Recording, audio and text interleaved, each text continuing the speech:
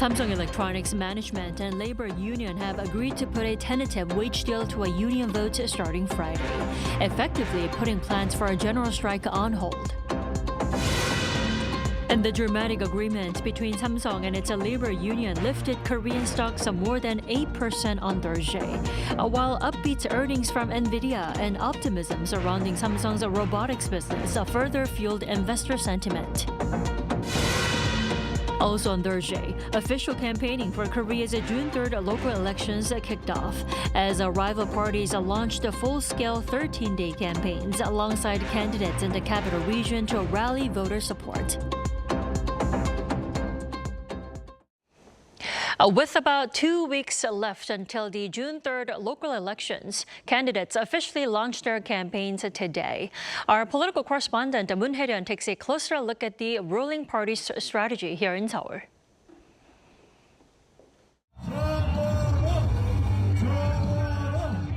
Waves of blue swept through South Korea's capital region on Thursday as the ruling Democratic Party launched its sprint to polling day, the first day of official campaigning for the June 3rd local elections.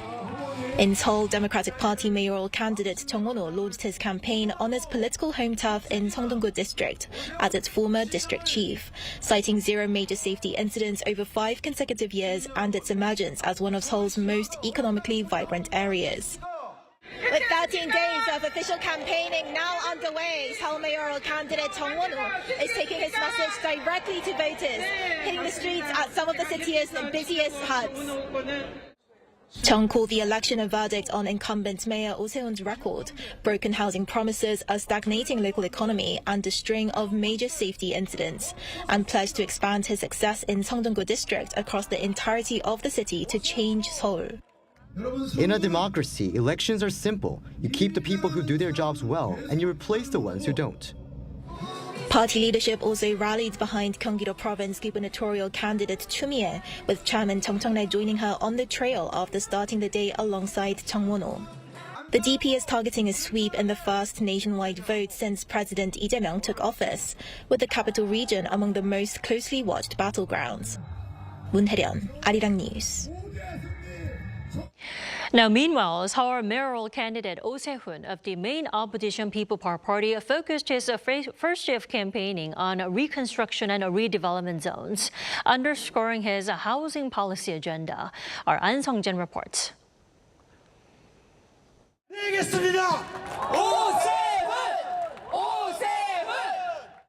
Housing for all is one of the central messages from Seoul mayoral candidate Oh Se-hoon from the main opposition People Power Party. The slogan captured Oh's first campaign stop as the incumbent mayor chose Gangbok-gu district as a symbolic starting point of his race. Highlighting his personal ties to the area through his alma mater, he stressed the urgency of reconstruction and redevelopment projects to improve living conditions in older neighborhoods across northern Seoul.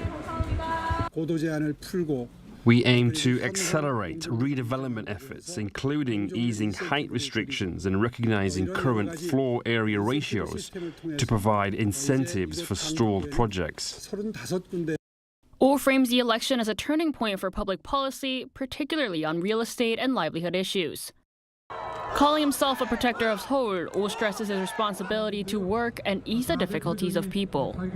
He argued that rising housing costs have placed a growing burden on ordinary citizens and said the vote would serve as an opportunity to demand policy changes that better reflect economic realities.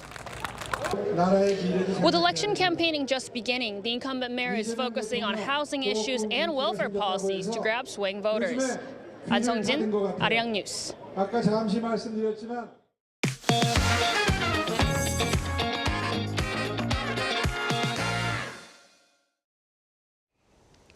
Korean tech giant Samsung Electronics and its largest labor union reached a tentative agreement late last night, bringing a sigh of relief not only to the local economy but to the company's global tech supply chain.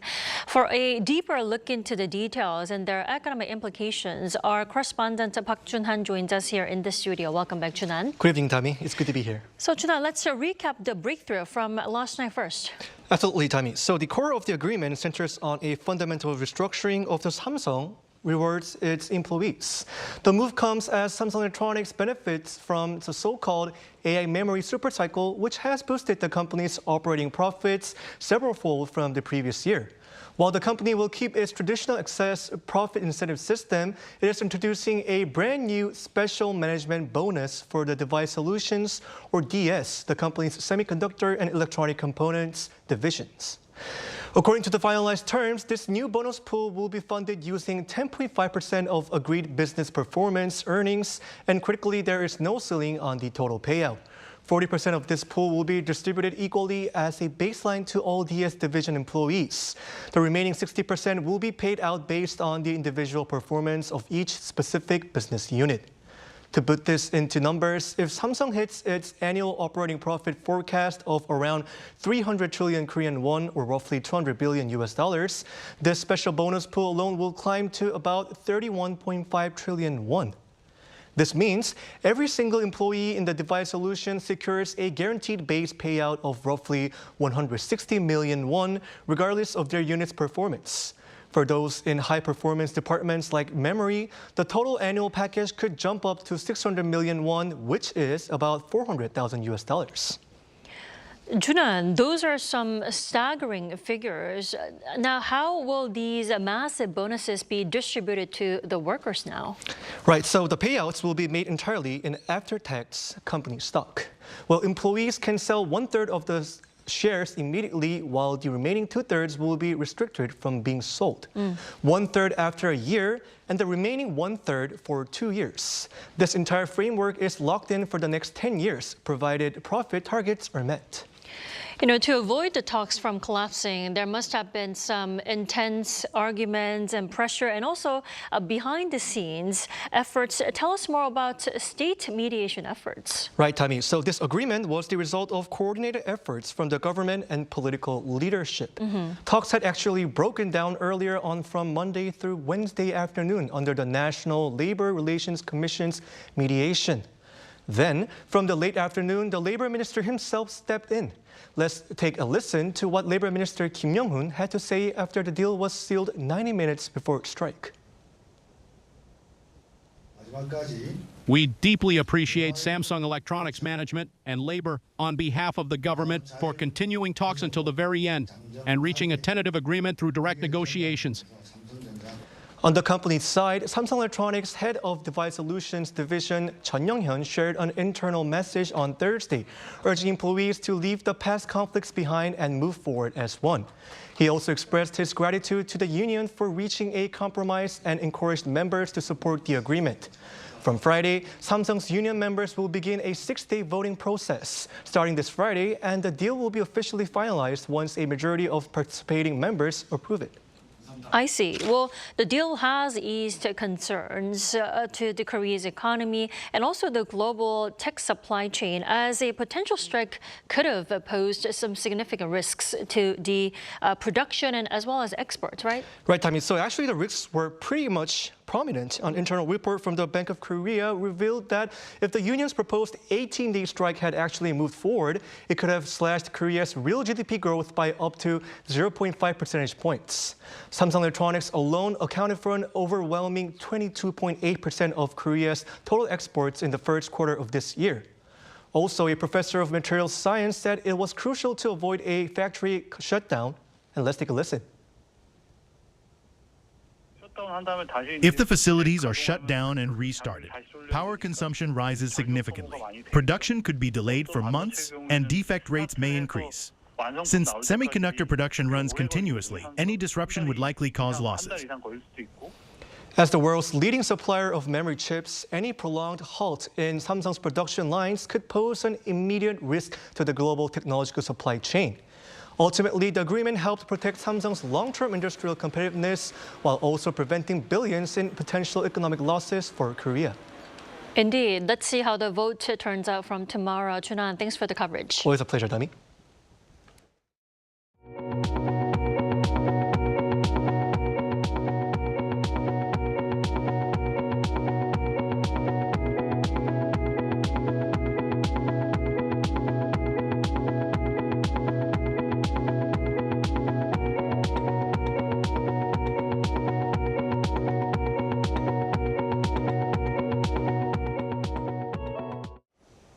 And news of the wage deal between Samsung Electronics and its labor union was welcomed by investors today, helping drive a sharp rally in the local stock market on Thursday. Cha Yun-kyung has more. Korean stock markets extended their strong rebound on Thursday.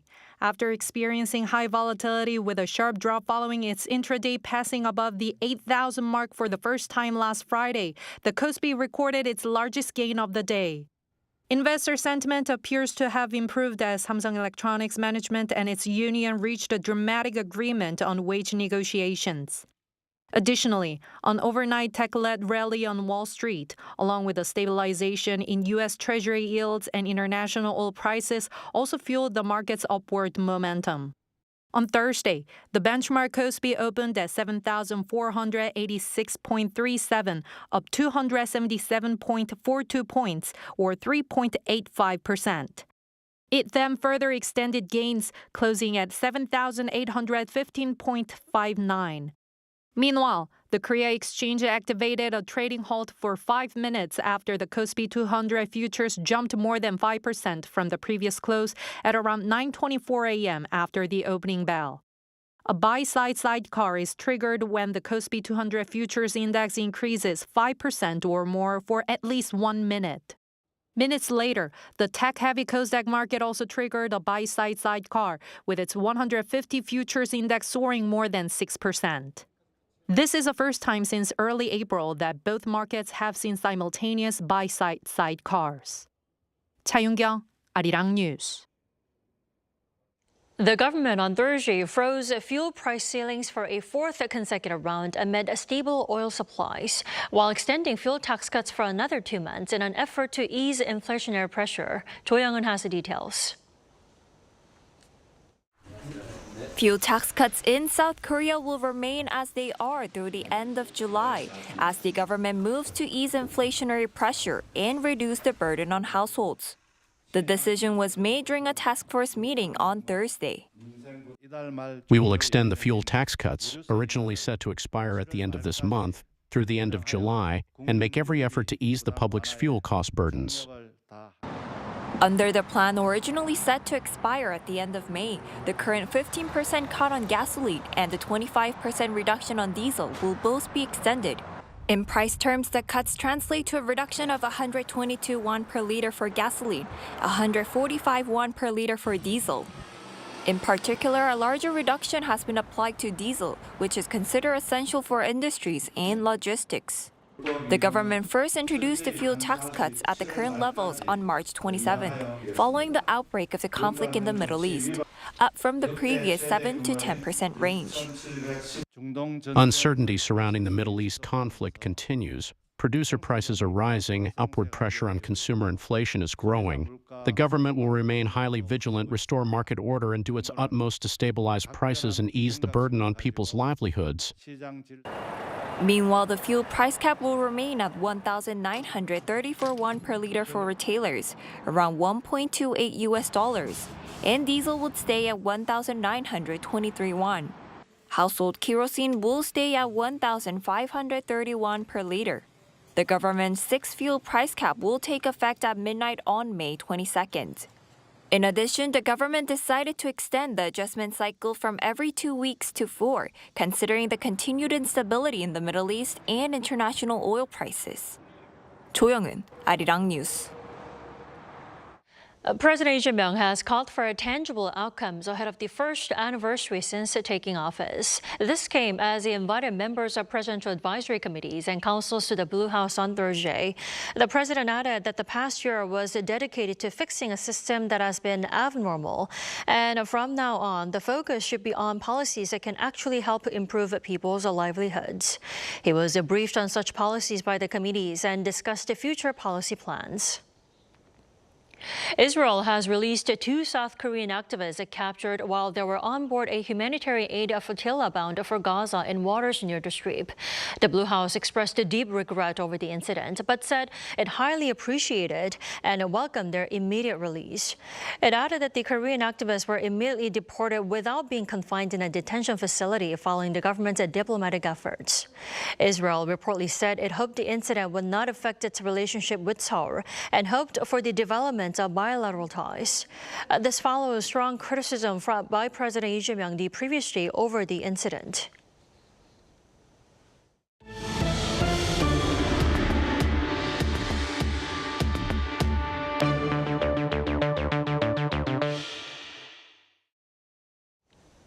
U.S. President Donald Trump said he's giving diplomacy with Iran a little more time, signaling he may hold off on any new military action in the Middle East for the next few days. Lee Seung-jae reports. U.S. President Donald Trump said Wednesday that Washington is prepared to launch further strikes on Tehran if Iran refuses to agree to a peace deal, though he suggested he could wait a few more days before making a final decision. But what I like to do, if I can save war by waiting a couple of days, if I can save people being killed by waiting a couple of days, I think it's a great thing to do. Speaking to reporters at Joint Base Andrews in Maryland, Trump said the situation remains on the borderline and warned that events could escalate rapidly if negotiations fail. He added that the U.S. is fully prepared for military action, but still hopes diplomacy can prevent a wider conflict. Trump also repeated that the United States will not allow Iran to obtain a nuclear weapon, saying Washington is now in the final stages of the crisis. Iran responded with fresh warnings of its own. The Revolutionary Guards said any renewed attack on Iran would trigger a broader regional war extending beyond the Middle East. Tehran has also launched a new Persian Gulf Strait Authority aimed at controlling maritime traffic through the strategically vital Strait of Hormuz. At the same time, diplomatic efforts appear to be continuing behind the scenes. Iranian media reported that Tehran recently received a new U.S. ceasefire proposal through Pakistani mediators and is currently reviewing the document. According to Iran's Tasnim news agency, the latest exchange followed a 14-point proposal previously submitted by Tehran. Iranian officials said no final decision has been made. Iran has also laid out conditions for future talks, including the release of frozen overseas assets and an end to what it describes as a U.S. maritime blockade. Tehran, meanwhile, stressed that it would not negotiate under military pressure. Separately, South Korea's foreign ministry said a vessel operated by a South Korean shipping company safely passed through the Strait of Hormuz, marking the first such transit since the outbreak of the U.S.-Iran conflict. Seoul said it worked through multiple diplomatic channels with Iran and neighboring countries to ensure the ship's safe passage. Officials said more than 20 crew members were aboard the vessel, among them fewer than 10 South Koreans. The ship reportedly traveled along a route designated by Iran, and no transit fee was paid to Iran. Lee Seung-jae, Arirang News. In other news, Seoul's defense ministry is reportedly weighing the possibility of assuming wartime operational control from the U.S. military by 2027. Lee Eun-jin has the details. South Korea sees the final stage for the 3-stage transfer of wartime operation control to be completed within a year. According to Defense Ministry sources, the operation control that is currently in the 2nd stage of verifying full operation capability, or FOC, could be validated by the end of the year. The final step is the full mission capability, or FMC verification, for which the evaluation and verification can be conducted simultaneously. This suggests that if the Allies agree to set 2027 as the earliest possible year for the transition and complete the steps, the transition could, in theory, be possible in 2027. A Defense Ministry official told reporters on Wednesday that if the target year is decided during this year's FOC validation, the procedure will move straight on to the final phase. However, whether such a scenario could be realized remains uncertain due to differing views between Seoul and Washington on the timeline. While the South Korean government is strongly committed to achieving the transition as quickly as possible, U.S. military authorities have taken a more conservative approach regarding whether all conditions have been met. While a roadmap for the transition was not approached during the senior-level defense dialogue held in Washington last week, the Allies are pushing to establish the roadmap before this year's Security Consultative meeting scheduled for October. 이은진, Arirang News. The number of foreign travelers to South Korea during the first 4 months of this year hit an all-time high of over 6.7 million. According to the Culture Ministry on Thursday, the figure is also up 21% on year. Now, in April alone, the number of foreign travelers to Korea soared almost 20% on year, driven by visitors from neighboring China and Japan. The ministry added that April arrivals were not affected by higher fuel surcharges, as many had booked their trips before the conflict in the Middle East. Meanwhile, credit card spending by foreign tourists also hit a record high of over $1.2 billion in April, the highest monthly sum since 2018. Next month, the BTS's World Tour Arirang concert in Busan will be screened in more than 38,000 theaters across over 80 countries. BTS's agency Big Hit Music said the concert will be shown through live viewing, a real-time broadcast of a live performance streamed directly to venues such as movie theaters. Now, due to time differences, audiences in North and South America and Europe will be able to catch the stream 1 or 2 days after the live concert. Now, here in South Korea, the concert will be live streamed at Korea's 3 major cinemas, CGV, Lotte Cinema, and Megabox. The concert will take place at Busan Asiad Main Stadium, the same venue where BTS held its concert in 2022. South Korea is solidifying its position as a global hub for climate action. On Thursday here in Seoul, 2 major international climate bodies, the Global Green Growth Institute and the Green Climate Fund, held their first ever joint conference since their establishment in Korea. Our Chong follows this report. A GGGI-GCF joint conference marks a new level of cooperation between green policy design and financial execution. For the first time since they were founded, the Global Green Growth Institute and the Green Climate Fund have shared a single stage, with the agenda aiming to use South Korea as a base to launch concrete climate projects in developing countries. Climate change does not respect national borders, and it does not care about political views. I have been speaking out repeatedly many times around the world. There is not a single country in this world, however powerful, however resourceful, no country can do it alone. This is happening at a moment when international cooperation is more fragile than it has been in a generation. Stepping back on multilateral climate action is the wrong instinct. Korea has put its weight and capital behind global climate action, and their leadership at home is widely recognized and applauded. Leaders at the conference emphasized taking immediate action rather than holding endless debates. GGGI has now grown to 55 member states and helped secure $4 billion in green investments last year. For the GCF, it has already committed $20 billion to 353 projects worldwide, reaching nearly 1.8 billion people in developing countries. GCF is about finance, and GGGI is about implementation. When they work together, we can scale up and speed up climate actions for the world. By doing green transformation initiative, AI transformation initiative, Korea will become a next generation global hub. Additionally, through the Korea Green New Deal Trust Fund, domestic institutions like the Korea Development Bank are actively lowering investment risks abroad, including a $100 million energy efficiency project in Indonesia. Future joint efforts will also focus on green AI and the global voluntary carbon market. Thursday's joint conference shows that South Korea is no longer just a host country providing office space, but an active architect creating a new ecosystem for global climate action. 정혜림, Arirang News.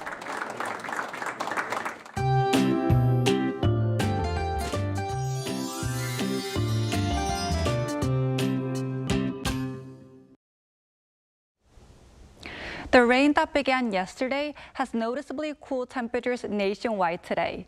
Most of the rain will taper off by tonight, but light showers may linger into early tomorrow morning along parts of the East Coast and in mountainous areas. Most regions will be sunny tomorrow, but parts of Jeju Island may see around 5 millimeters between tomorrow morning and afternoon. And UV levels will be very high in most parts of the country, so please wear your sunscreen and avoid outdoor activities during the daytime where possible. Although today marked Toman, the seasonal term signaling the doorstep of summer, cool conditions persisted throughout the day. Temperatures will start to climb again from tomorrow. Tomorrow, most areas will see lows at around 15 degrees Celsius. Seoul will start the day at 15 degrees, Daegu at 15 degrees, Busan at 16 degrees. Then by the afternoon, Seoul will get up to 26 degrees, Daejeon at 25 degrees, Gwangju at 26 degrees. By Monday, highs will soar close to 30 degrees, bringing back summer-like heat. Now here's a look at the weather around the world.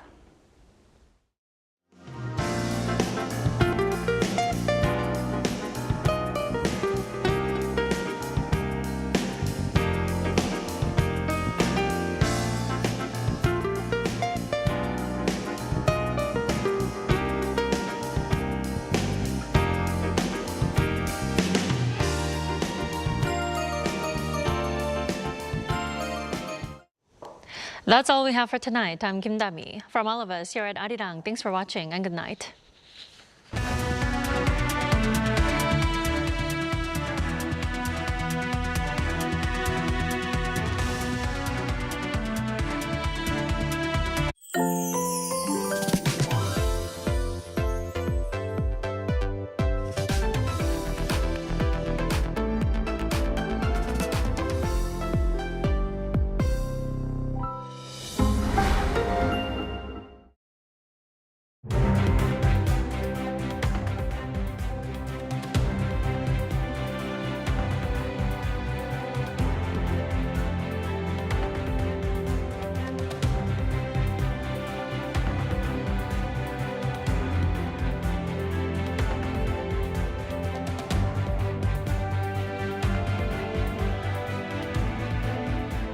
한일 양국이 협력할 수 있는 분야는 앞으로도 무궁무진합니다. 양국이 함께 번영하고 국민들이 그 혜택을 피부로 느끼는 국민 체감형 협력 방안을 끊임없이 창출해 나가기를 기대합니다. 日韓関係をさらなる高みに引き上げるために協力の裾野を広げていくために引き続きあらゆるレベルで緊密に意思疎通を行っていきたいと思います。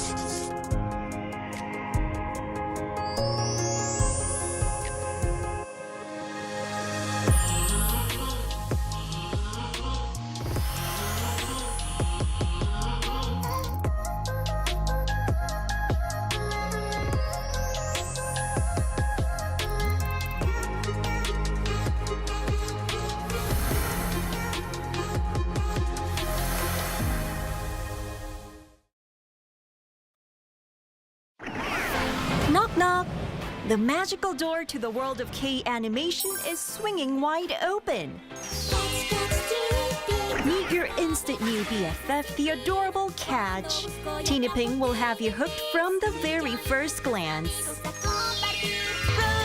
Need a hand? Our Robocar Pony Rescue team is always zooming in to save the day. How about tagging along on Pinkfong and Pal's super exciting quest to reclaim their lost magic? With the mysterious life forms Cabion by your side, you can become a Cabion master and save humanity like a total hero. Protecting children's innocence while igniting their boundless imaginations. That's the magic of Korean animation. K-animation, the ultimate bestie for kids worldwide.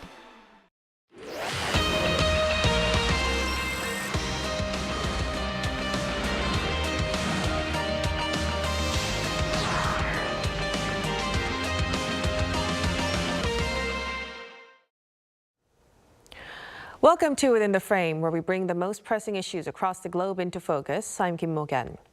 From K-pop and K-dramas and now to Korean literature, global interest in Korean storytelling continues to grow.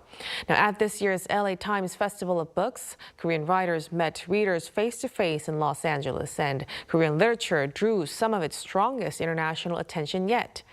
And novelist Han Gang continues to be recognized on the global literary stage, with The Vegetarian recently named among the favorite International Booker Prize winners and also included on the Guardian's list of the 100 greatest novels of all time. So what is driving the global rise of Korean literature, and where does it go from here on?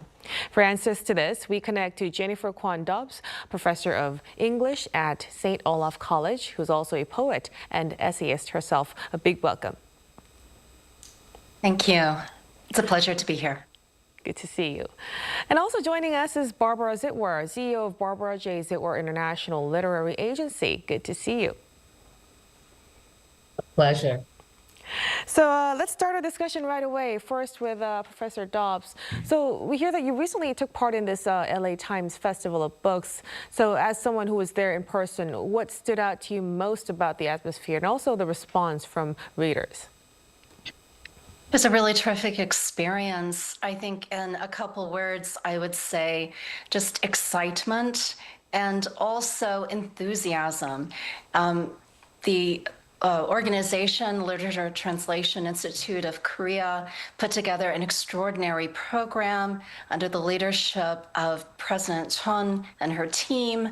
I was especially excited by the range of readers who showed up to talk with the Korean writers and myself at all of the different events. I'd say that the readers ranged from students to professors, given some of the events were at universities, like, for example, California State, San Bernardino, but also at the LA Times Book Festival and at the Korean Cultural Center, as well as at the LA Downtown Library.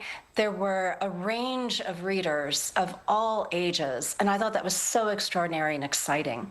What I especially noticed was that young readers were drawn to Korean literature. And I want to say, like, high school students, students who were young adults in their late teens, early 20s, and readers of all kinds of diverse backgrounds. There wasn't one particular type of reader, in other words, who was attracted to the work of the writers who were participating with me as part of this event at the LA Times Book Festival. So I was exceptionally excited about that fact. Wow, so Korean literature really does seem to be reaching a broader range of audiences right now. And at this year's festival, there seemed to be much stronger interest in Korean literature overall, especially following the recent global success of Korean authors and translated works as well. Ms. Zitwer, as a literary agent, do you feel Korean literature is now becoming more mainstream in the U.S. market? Definitely. I definitely think so. And I'm very happy about that, because that was a goal of mine when I started working with Korean books about 12 years ago or more, 15 years ago, I always felt that Korean literature should be among mainstream literature in the world and not pigeonholed into one kind of genre, that it was just great writing. And of course, Koreans have a voice, but I've been thrilled to see my dream come true, actually. Oh, okay. So I just want to ask, that was your dream, like, broadening and shedding light to Korean literature as well? Oh, absolutely. Yes. As a matter of fact, I had said years ago that I was asked I've done many interviews over the years, and everyone always used to ask me, do you think a Korean could ever win the Nobel Prize? And I'm like, yeah, of course they will. And I predicted that Hong Kong or Kyung-suk Shin would win. And I was extremely thrilled that Hong Kong won. It was great. Right. It was a very historic moment for many of us as well. Now, going back to this festival, this year's event also brought together Korean writers, diaspora writers, and bilingual authors from very different backgrounds as well. So as a Korean-American writer yourself, Professor Dobbs, how do you see the global landscape of Korean literature evolving today? No, the writers at the festival were just absolutely extraordinary. I was so thrilled to be able to be in conversation with the poet Lee Min-ha, as well as, in particular, I want to say, the novelist Park Sung-young. And I think that their work speaks to the ways in which Korean literature, and I'm sure Barbara will agree with this, how inventive the literature is, especially with going into the deep interior lives of everyday individuals. And here I'm thinking especially about the beauty of the language, to imagine through meticulous imagery, the interiority of everyday experience and the everyday violences that are part of a 21st century life, overwhelmed by the forces that make up our rapid modern globalized world. Here I'm thinking about how, when I first began reading Korean literature, back when I was a graduate student at the University of Southern California, I'm earning my PhD in literature and creative writing at USC. How I really fell in love with the literature that had been translated by Brother Anthony of Taizé, that's Aung Song-jae, and also brought to the forefront by critics like Min Eun-kyung, who is professor at Seoul National. And some of those early works that were translated were of poets and writers from the 70s and 80s. I'm thinking about, for example, the poet Kim Si-ha, who was such an important poet speaking about people's struggle and Korea's struggle for democracy. And to see how Korean literature and translation has expanded, not only in terms of that historical sweep of the struggles for democracy, those large questions that are at the core of Korean 20th, 21st century experience, but also moved into the everyday lives with a sense of deep urgency and intimacy. And I also want to just say, too, the power of writers who are younger, of women especially. Here I'm thinking, too, about diasporic writers and also younger women translators, Sora Kim Russell, who translated Son Jung-tae, Wolves, a collection of short stories focused on Korean experience in Mongolia. I'm thinking, too, about a recent collection that came out by the emerging translator Archana Madhavan of Lee Jani. Anyway, all of this just to say that Korean literature has become a world literature because of the diversity of translators, the diversity of experiences that are all committed to this incredible interiority and imagination that I think is a signature of Korean literature. And I'm just so excited to see how dynamic Korean literature is in the world. Right. Thank you for that response, Professor Dobbs. It really, I felt the sincerity of your words hearing it from here. Now, of course, when we go back to one of the writers who has played a major role, we've touched upon her a while ago in this global expansion is, of course, novelist Han Gang. Her novel, The Vegetarian, was recently selected as one of the readers' favorite International Booker Prize winners and also entered the Guardian's list of 100 greatest novelists. Ms. Zitwer, why do you think her work really resonates so strongly with Western readers? I think that she won the Booker, when she won the Booker Prize, she got a lot of acclaim and a lot of people noticed her. And I think when she won the Nobel Prize, more people noticed her. So I think that the fact that she won the Booker Prize and the Nobel Prize is directly related to her global fame and her global sales. And when I started working with her, I remember in Korea, she had sold like maybe not even 6,000 copies of The Vegetarian or her book.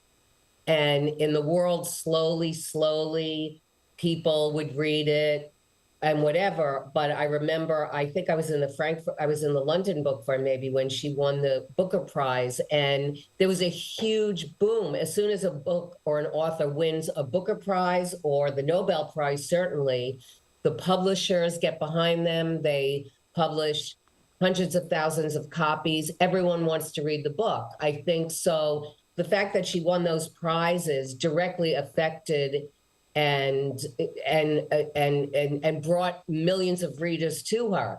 Then, of course, they read her work, and her work of The Vegetarian, it's a very, to me, I think it's a book about feminism, about a woman and the marginalization of women. That's why I was always very attracted to it. And it's very simple.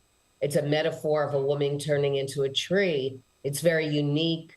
So I think that the professor, I agree with her about women writers dominating a lot of Korean literature, and a lot of the women writers that I represent, Kyung-suk Shin, Ha Young-pyeon, Zhang Yuzhang, Kim A-ran, I can't even, all of them, but all the women writers, I began to understand. I looked at my list, and they were all dealing with the same struggle and the marginalization of women. And I think it was 20, maybe 30 years ago now, but women never dominated the publishing world in Korea. That totally changed with Please Look After Mom, which sold more copies. When it was published, the year it was published, it sold 60% of all the copies in Korea of all books published.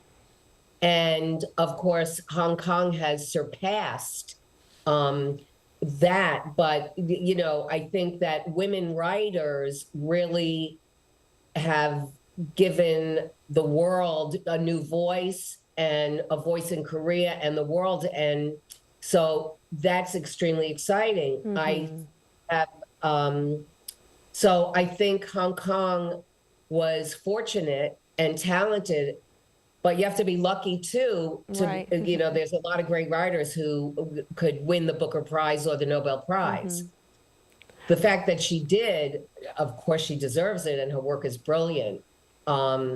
I actually always thought Human Acts would be the book that, and I was talking with her, her former English publisher, and when she won the Booker Prize, I think it was for The Vegetarian, we were like thrilled, but we thought Human Acts was the big breakout book. Now I see that Human Acts, people are reading it. I think it's a bestseller. In America, it's selling a lot. I mean, all over, people are discovering that book. So It kind of paved the way. What? It kind of paved the way to shed light on more of her works and also Korean literature, right? Absolutely. I mean, that is without a doubt. I know because I'm in the business of selling books and I'm in the publishing business. When an author wins the Nobel, and Pulitzer Prize, the Booker Prize, the National Book Award, they go from maybe selling 5,000 copies to 800,000 copies.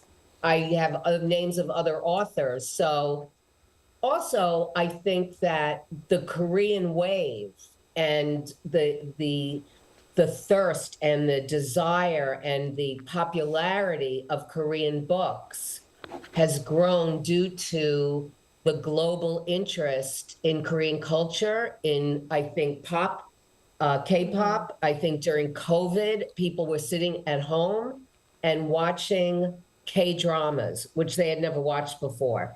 And I spoke to a lot of young editors who told me that, oh my God, we're learning Korean, we're taking Korean lessons, we're coming to Korea, and they're discovering Korean literature in the past few years because they were watching K-pop and listening to BTS, Blackpink, the films Parasite, an Oscar-winning film with subtitles. You know, I think all the arts and helped one another and another, and it's finally affected Korean literature in the most fantastic way.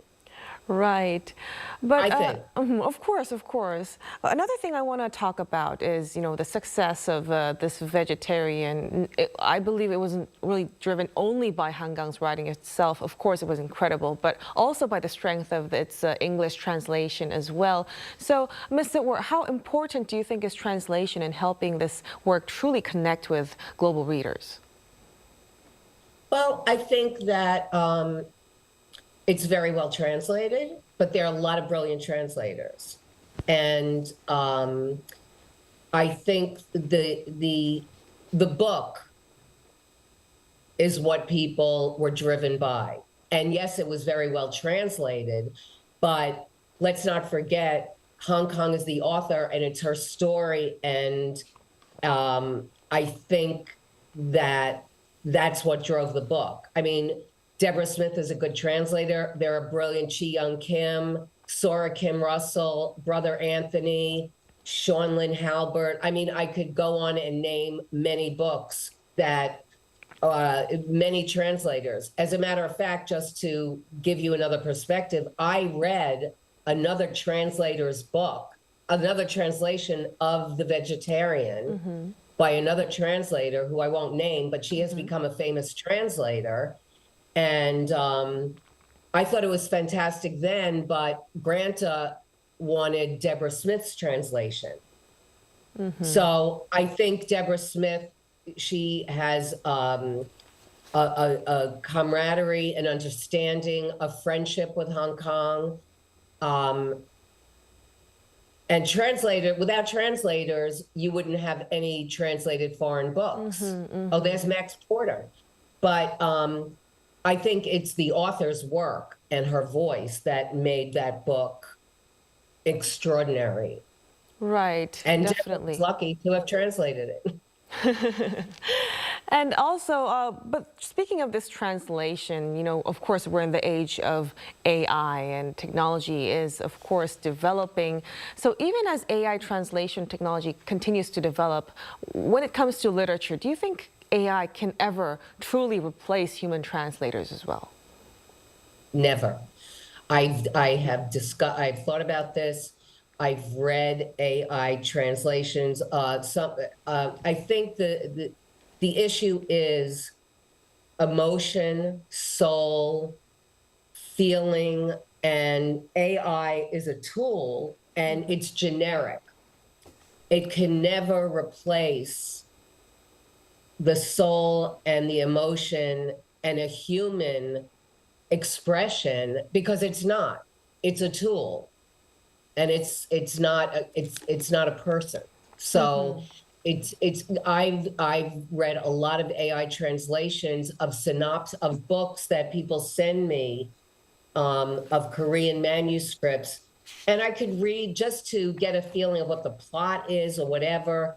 After reading like 5 pages, I just say, I can't take it anymore. I need a great translator.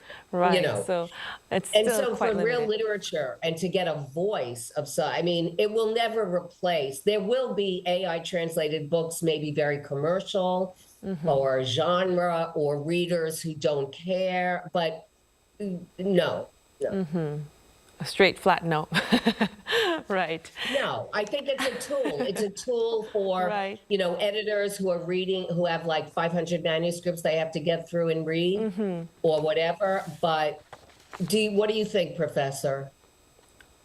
I completely agree with you, Barbara. I think that AI is a work tool, and folks are using it really well to summarize their email, for example. But translation is an art form, and as much as literature is an art form. And I loved how you described the importance of friendship, the importance of that human connection. The translators who you named, also translators who I've named here in our conversation, are all part of an incredible community. And it's that community that has grown over the past 10, 20 years. And I've been really honored to witness and be a part of that community.